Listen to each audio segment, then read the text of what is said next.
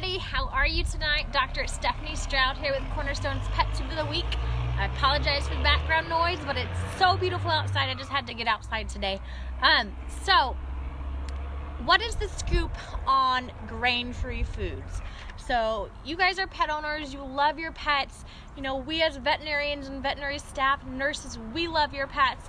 And we want to make sure that you guys are educated and you have all of the current information out there about good quality dog foods. And lately, in the last 10 years or so, there's been this movement over to grain-free foods. The thought on that was that a lot of dogs have allergies, and could grain-free foods help to reduce allergies? Okay, so some facts on that.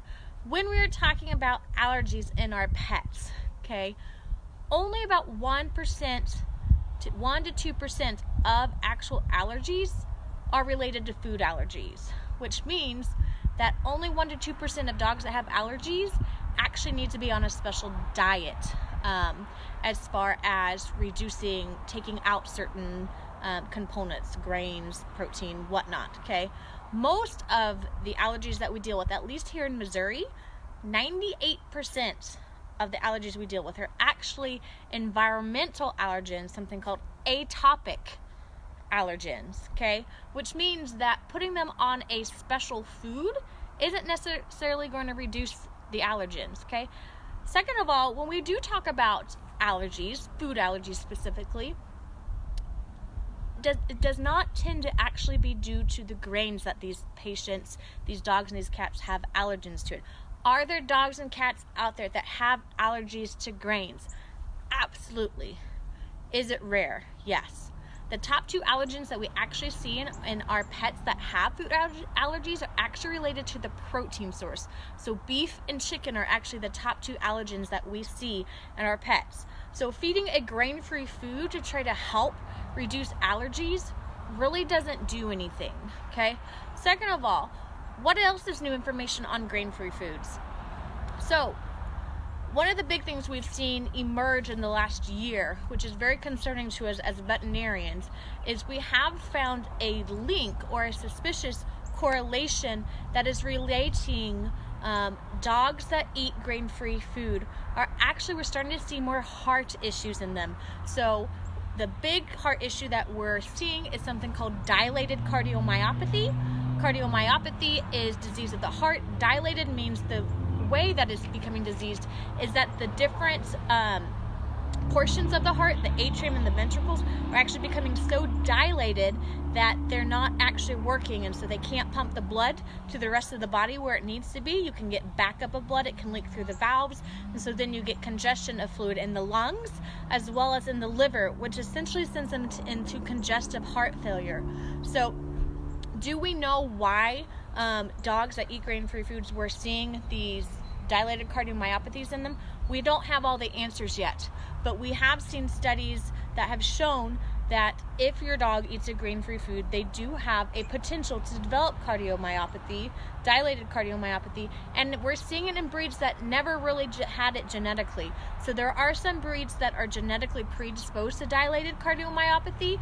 Dobermans are one of them, but we're now seeing them in Labrador retrievers, we're seeing it in golden retrievers, when we previously were not seeing that.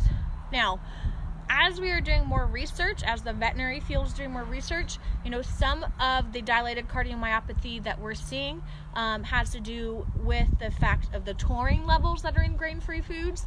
So some of these patients aren't getting enough of taurine, which is an essential amino acid to help build protein, help build muscle, which the heart is a muscle.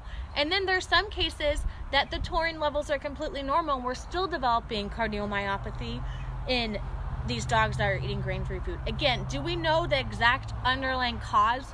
No, but we are seeing a correlation in pets that eat grain-free foods and those that are starting to develop these clinical signs of dilated cardiomyopathy that genetically we never saw before. And really we weren't seeing an issue until we started feeding grain-free foods.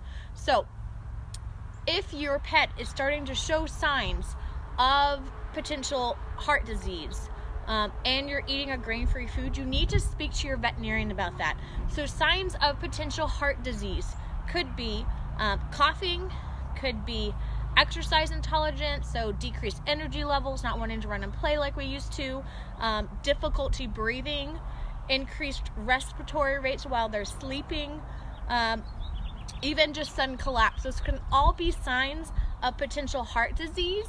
And if your pet's on a grain-free food, you and your veterinarian need to team up and determine, is it related to the grain-free food? Okay. Now here at Cornerstone, what we are telling our clients currently is that we are very cautious in feeding grain-free foods. And unless your pet is specifically needs it because they have been documented to have an allergy to a grain, and that's documented by a actual allergy test, whether that be through the skin, we've done special testing through the skin, or that special testing through the blood. Unless your pet has been actually documented to be allergic to those grains, we do not tend to recommend grain-free foods. One, because we're potentially seeing some of these issues that we never saw and we're concerned about, the heart disease that could be happening.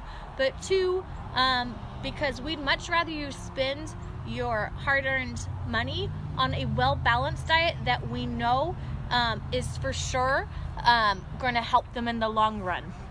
So brands that we tend to recommend here at Cornerstone Animal Hospital are most of your brands of Science Diet, okay? Your wellness diets with Science Diet tend to be a good food. Purina Pro Plan, and it is the Pro Plan line of Purina that you want to make sure that you get, okay? And then the other company that we recommend that does a really good job is Royal Canin, and that's Canin as C-A-N-I-N. Now, within those three companies, they do have some grain-free diets. We recommend staying away from those for the most part, again, unless you and your veterinarian have had a specific conversation about that and the risks and they feel like it's worth it. But otherwise, we tend to recommend those. Are there other brands of food out there that you can feed that are good quality foods? Of course. And you should always talk to your veterinarian about any food that you want to feed, and they'll be able to do some research and team up with you and figure out, is that actually a good quality diet? Have there been recalls? Are we concerned about anything? And help you figure out for the care of your pet, because they love your pets and they want to help team you up. They want to keep your pets in your home for as long as possible, and that's our goal here at Cornerstone. So that is kind of the scoop on grain-free foods at the moment. You know, as we get more information in, you know, I'll do more tips and give you more scoops on what we have. But for right now, be very cautious with feeding grain-free foods because we are starting to see some concern for heart disease with them. Okay?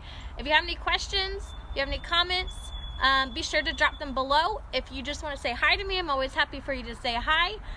Otherwise, I will talk to you next week. We'll see you later. Bye-bye.